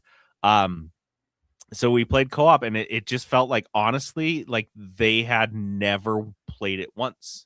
Like they never even play tested co-op. Like they built it. They're like, oh, well, this is how we'll make it co-op. We'll do Lord Ruler. We know how the game works. We'll just do that. Yeah. And they never once tested it because it was not a skill issue. It was absolutely like the most punishingly difficult, and not in a fun way where you're like, oh, you just got to strategy your way out of it. No, because that's what we tried to do. Mm-hmm. We're like, we got to play it this way. No, we got to play it that way. No, we just got to make sure we do this.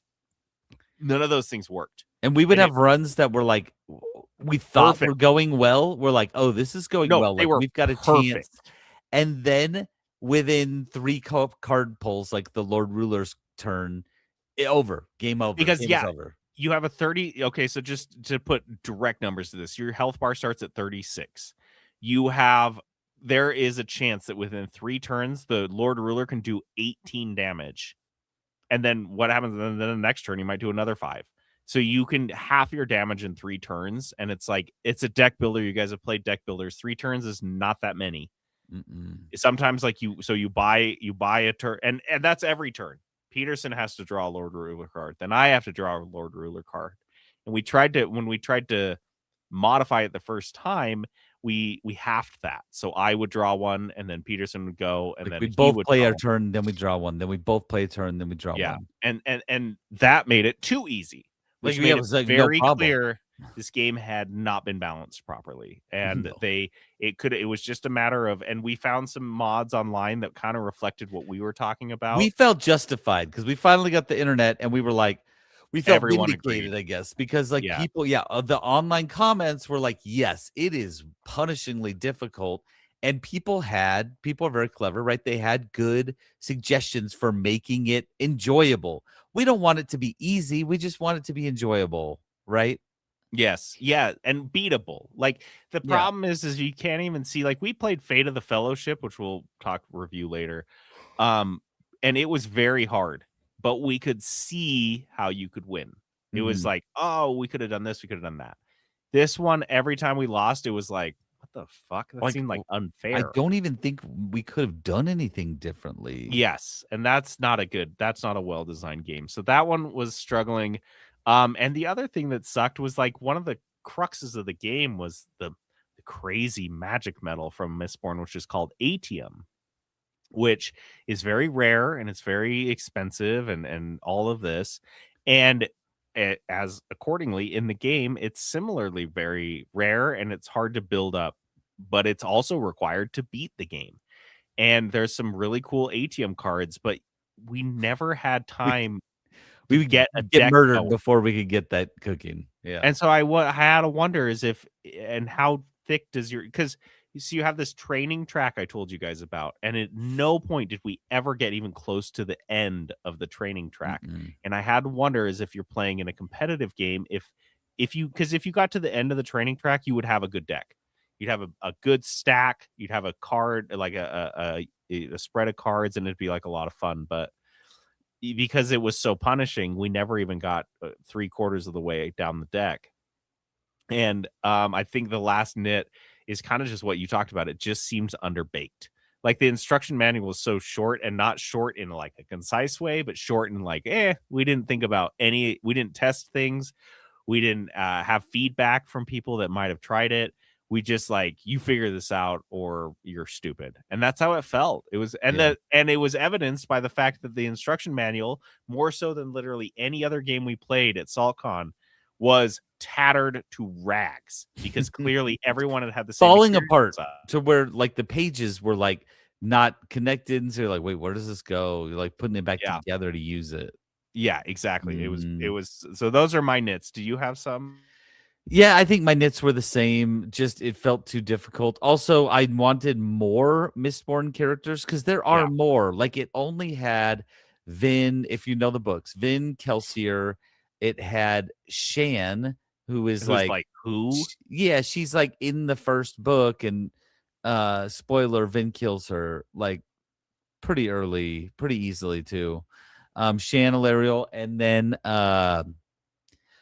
they had old Iron Eyes. What's his name? His brother, Marsh. Oh yeah. And Marsh is not technically a Mistborn. He never was a Mistborn. He is he's one of the bad guys. He's an Inquisitor who have all the powers of a Mistborn. Right. But you're like, so it would not have been difficult to put in honestly 4 more characters. See, like they could have done more characters and just had them focus on each different metals because it was underbaked metals. It was just underbaked, and I think they designed those player boards first and got really fixated on those, and like let's build around the player boards, meaning the training track and the little coins and all that stuff. And I'm like, there is a world in which you could have made this like because Dominion is just cards, right? Yeah. There's a world where you could have made a Mistborn deck builder that was just cards, and it would have been fine. Yeah. You could have made that work. It didn't need all this stuff. You really didn't. Like the whole thing how you turned a card sideways underneath it. Yeah. To power another card. Metal. You could have absolutely used similar mechanics in terms of card placement, whether or not they're upside down. You could have put things on the backs of the cards, and you wouldn't have had to have all the coins and all this other shit. And then you could have, like you said, you could have focused on having other characters. You could have focused on maybe building a bigger deck. Like that's the thing. If I ever build a deck builder, the one I would want is by the end of the game, your deck would be so fat. It would be so fat. You'd have so many cool cards. Because every deck builder, you generally start with 5 or 10 cards. 10 cards. Draw 5. Yeah, you draw 5, and they all kind of suck. And so you're trying to get rid of the sucky ones. They're enough to kind of get you started. This one, you never really got past your original sucky deck. Yeah. And that was really frustrating. But a couple other quick nits. Yeah. The Lord Ruler has his threat level card, where like ups the track. There's only one. So that's the same every time you play it. It would not have been hard to give us 10 of those. You know what I mean? Yeah. 20, and like your game's different every single time. Right. And so like that would not have been difficult. Like there are things that they could have done to like really, really make this like add a replayability to it. Yeah. There could have been other enemies, that do other different types of things. They could have done some stuff like that where it's like the threat is different every time and it feels different. The way you defeat them is a little bit different, but like all overall, like this is a good game. The deck building aspects of this are fantastic. Yep. I liked so you had several different types of things you could do on your turn. I liked that. There's lots of ways to go, lots of things to do. I just wanted a little bit more fleshed out in terms of the balance in the co-op version of the game. And like Honestly, a couple months worth of like cards and playtesting could have gotten them there. I'm sure there was like a time crunch, and like I said, co-op was not the intended method, I don't think, for this game originally. Yeah. But Yeah, I think it was like they added it in a weekend as an afterthought. that's Like what it it feels really like. seems they didn't test it at all, and it was just some guy added it. Like the bones are all there, and some of the things are absolutely fantastic. Very good game, very fun game, but they could have, bumped this up. Like a few small tweaks could have bumped it on Board Game Geek from like a 8.1 or whatever it is to like a 9, right? Yeah, With yeah, just yeah. a few small tweaks, it could have been like one of those must-haves in your game And it library. could have so if you had given me this task to build a deck builder for Mistborn, I would have also focused on making it expandable so that you could add an expansion for the next 2 books, or hell, the next 5 books. Yeah. Where you could add, just shuffle in new cards, and they would add new characters that show up in the new books. But as this one stands, no way. It is very much a singular experience. Yeah. But yeah, I don't know. So I think, what would you say? Was this something people should buy, or just try to play at a con? If you love Mistborn, if you love deck builders, yeah, you should buy this. If you're a Brandon Sanderson fan like me, like you should probably buy it. Like I'm thinking like I should see if I can get my hands on this game. Yeah, You you should know? have it on your shelf. Yeah. But also like that, I don't think it's a must buy. You know what I mean? It's a good game.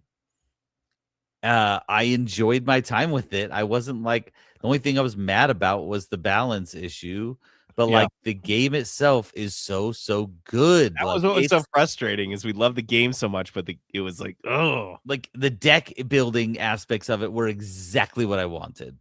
And it was simple Yeah. enough. Like we watched the Slay the Spire game, which honestly looked phenomenal. It's another deck builder. Looked great, but also it was a lot. Too Like much there was a going on. lot to the almost to the point where I'm like, I'm not sure I want to play this. I kind of like my deck builder simple. It's about the deck. Quit putting all this other shit. It's Like, about the cones. It's about the cones. You forgot. Yeah. All about the cones. No, and that's what like I do want just like a good solid deck. I want a bunch of different card options to build in. That's why I don't think you've ever played it, but King of Tokyo, me and my kids play. It's a deck builder, same type of thing, and it's really great. And so it's the same type of thing. Well, it's more like a deck builder where you're just like buying abilities and powers and you're using dice. But same type of thing. There's so many cards and so many ways to build it that it's a really, really fun and high replayability. And so that's what I want in my deck builders. I just like this one was so close, honestly, so close for me.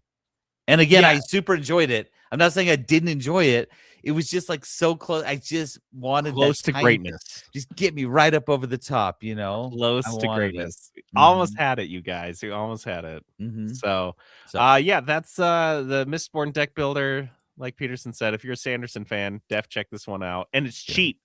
It's $50 on Amazon, and that's 100% worth it to me. I think that is the perfect price point. Any more? Nah.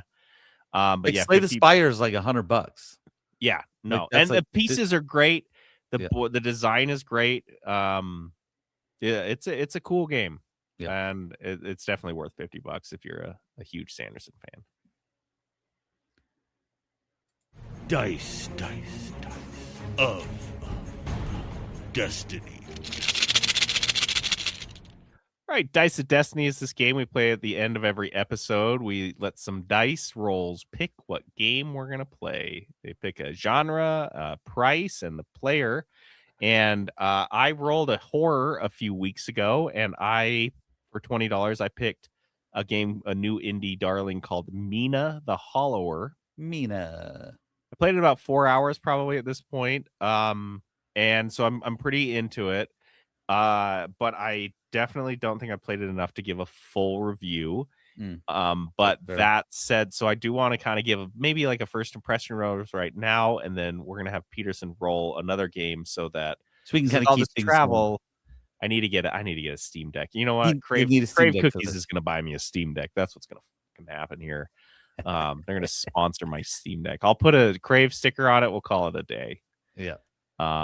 So Mina the Hollower, if you guys haven't seen or heard of this game, it's set it's one of those anthropomorphic universes where you've got little cute little animals that are all the characters, and you play as Mina, who is a mouse, and you are a hollower, which means you also have the ability to tunnel.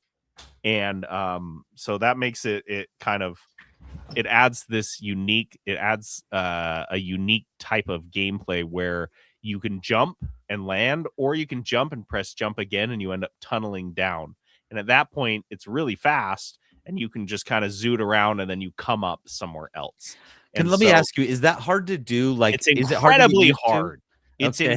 incredibly difficult.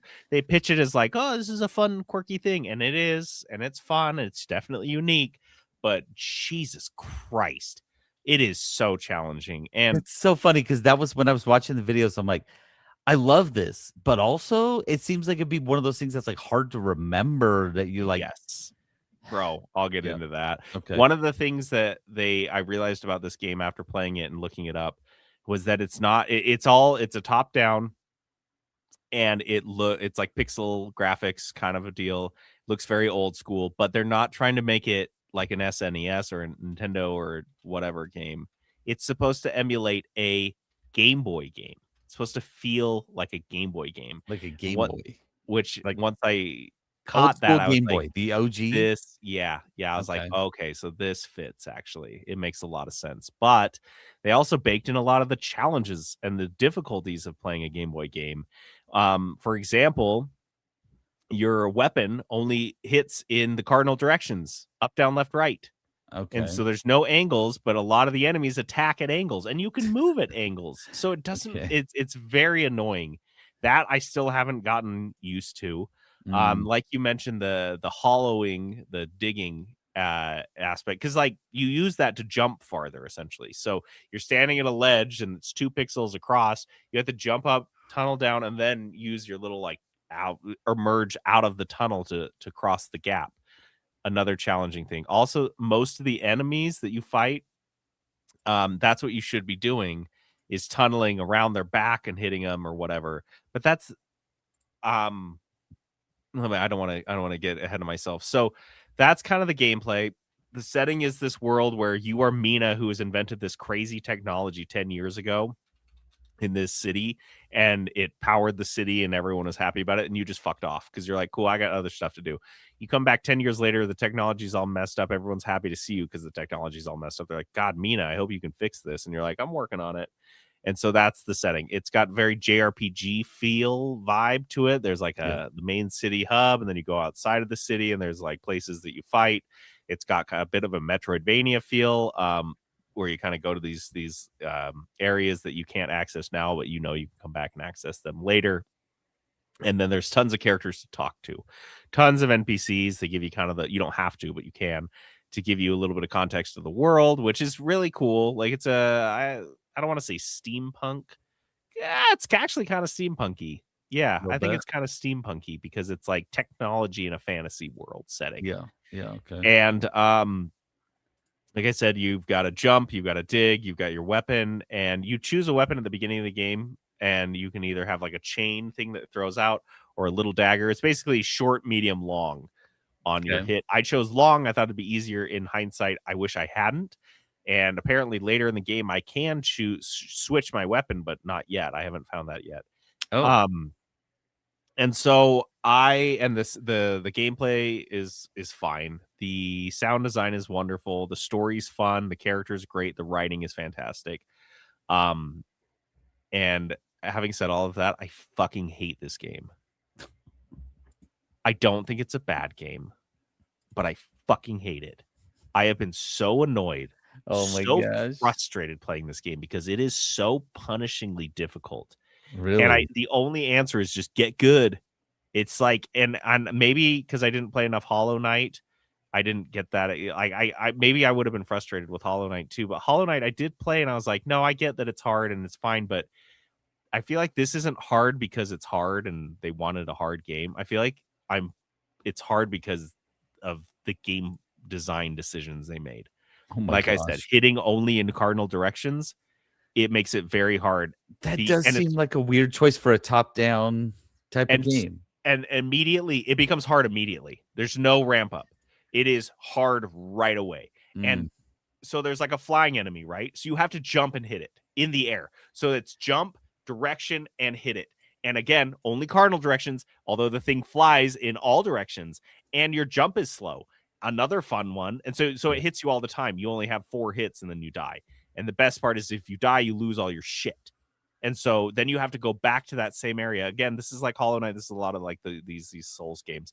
You go back to the same area. You have to get your thing, your shit you drop. But if you die again, then you lose it permanently. You're never going to get it back. So that's very frustrating. Another one, there's a guy that you have to tunnel under to like a knight that charges you and he's got a shield. So you have to jump up to tunnel under him. But the jump up animation is always the same. So it's not like a short jump. We'll just do a little jump and like a long press on the button. It's the same. Always the same. And it's very long and you are completely vulnerable when you do it. So the guy's coming at you. You're like, oh, I got to tunnel under him. It's not a matter of just holding tunnel and going. Wow. You have to do a jump, in which point he hits you. And then you try to tunnel again. And he hits you again. And so now you're at half health and you're like, but it's not because you're bad at the game or necessarily because the game is like design is like, oh, it's just challenging. You gotta get it just right. It's because it's designed shitty. And it's masked. They masked it, and everyone loves this game. It has like wide acclaim. I rarely see criticisms of this nature. That it's not hard because Hollow Knight was hard because it was challenging. And I mean, not that they're the same game at all, but Super Meat Boy was hard because it was challenging. This is hard because it's just cheap. It's just like it's unearned difficulty. And it is because of how they designed the game. And it makes me so mad. I have not gotten this mad playing a game in maybe 10 years because every time I die is not like, oh, I should have done this. It's why the fuck did they make the game do that? Why do they make this work this way? How did they not realize that this is going to be really unpleasant for people playing the game?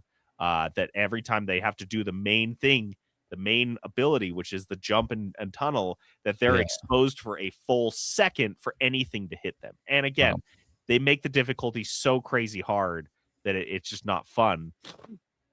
And like at one point, so there's no map, but you're running all over. You have save points. And the save points are where you go, where you'll respawn if you die, if you need to go get your shit. So you want the save points close to where you're fighting. And sometimes it gets really, really far away. So it's not like, oh, I died here, I'm going to go try another place. It's like, I died here, I have to go back to where I died, where I was already frustrated, and it was obviously hard because I died, get my stuff, and I try not to die again. And you have to be extra cautious not to die again. It's just hard. It's just really, really hard. And so I end up in the main city, and I go off to the east as far as I can. And it's really hard. And I'm struggling. I die, and I have to go back to the beginning. I die, and I come back. Finally, I get to the end. I hit a wall. I can't go east anymore. Really? No indication that east isn't the way I should go. So I go north, and I do the same thing. And this takes me an hour. And I get back to the city after having hit a wall. I'm like, great, what do I do? And so eventually, I do something that I loathe and I really avoid doing. But I Googled it. I said, is there a map? Is there a map in Mina the Hollower? Because I was like, if there's not a map, I basically have to have a visual in my head of the entire game, which is pretty big.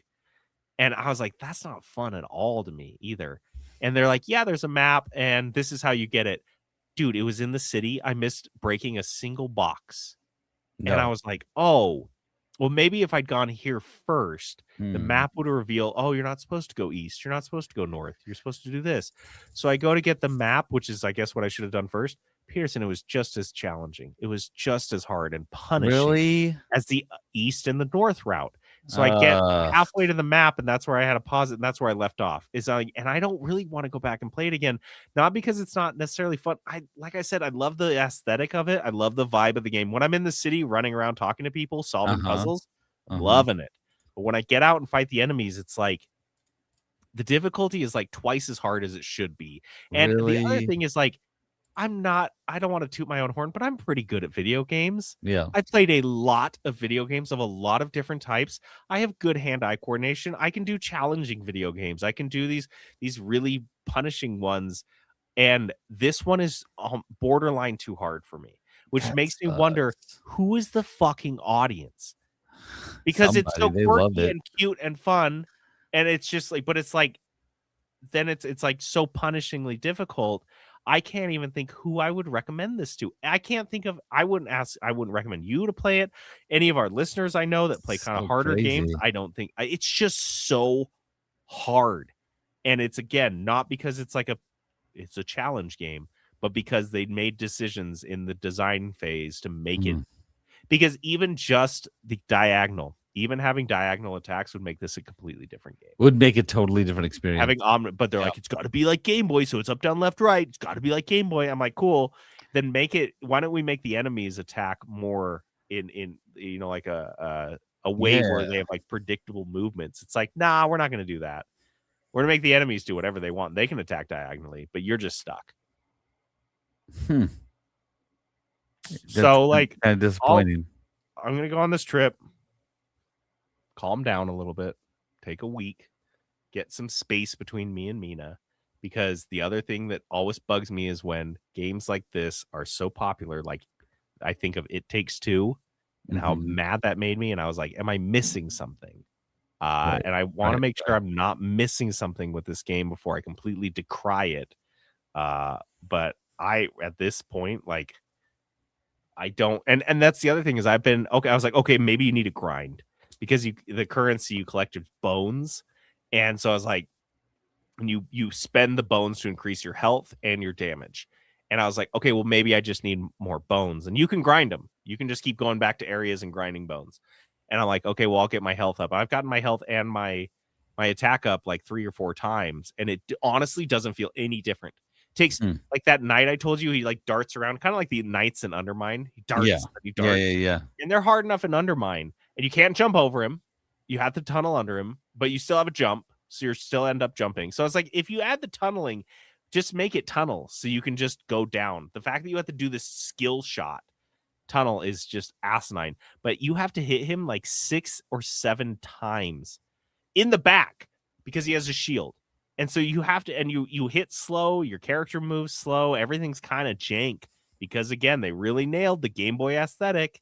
Yeah. But I'm like, okay, but it's 2026. Can we have like slight quality of life improvements?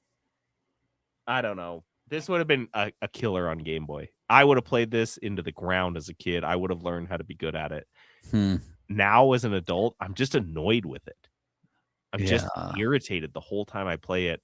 That's disappointing. Every time I die, it just frustrates the shit out of me, and not in a fun, like, oh, okay, I'll try again. I gotta try to figure out how to do this the right way. It's just like, fuck you. I can't believe you made that happen. That's disappointing. So, Mina the Hollower, I'll have a full kind of, I want to maybe down the road. It says it takes 20 hours to beat. It feels like it's going to take me 50 hours to beat, honestly, because of how many. I'm like, maybe it takes 20 hours to beat if you never die, but I don't feel like I'm making that much progress. All the hours of gameplay I've spent are just grinding. So anyway, so that's my initial review on that. We'll see if it changes down the road, but you're going to do a roll. Yeah. So why don't you start with your genre? Do you have your 20? You got my D20. Okay, do it. Okay. 10, right in the middle. 10 is, why do you always get so lucky? Roguelike. Oh, yeah. Come Here on. we go. That's one we'll never, ever get to the bottom of. That's the one that we just like love that one so much. That was so good. So that means that roguelike's off the board, and now Funny is back on. Oh boy, Funny's always a real hit or miss. Yep. Had some good funnies, had some bad funnies. Yes, we have. Okay, now roll your 6-sided dice. All right, baby. This is gonna be determine a lot here. I always suck at this dice roll. A 1. I always get that, bro. I'm telling you, I get 1s and 2s every time. Okay, so that's a $15 roguelike. I mean, that's actually not bad. You should be able to find I something. could do good it. for that. No, I could do it. I'm just like, I want my options to. I probably Yeah. have some on my wish list right now. So like, like $20. it's fine. Yeah. Okay. So, All right. Well, that's it, you guys. Thanks for sticking with us through the Okay. power outage and everything else that was fun. Oh my gosh, so stupid. Thanks to Snorgle for hopping on and being my buddy when Peterson abandoned me. Yeah, thanks, Snorgle. Appreciate you babysitting JD for me. Someone has to do it. All right. To play us out, we've got some music from the Flash game Flight. I figured you're going on lots of flights. It's nice and peaceful. So peaceful. That's what Yeah. flying in 2020. I'm trying to calm you down. Like, let's bring you back. Here I am. I'm Yeah. just so zen right now. There we go. Yeah. I'm JD logging off. And this is Peterson going AFK.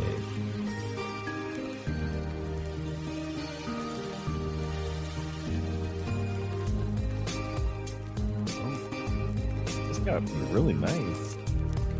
I like this. This is a flash game. Oh, I'll play this.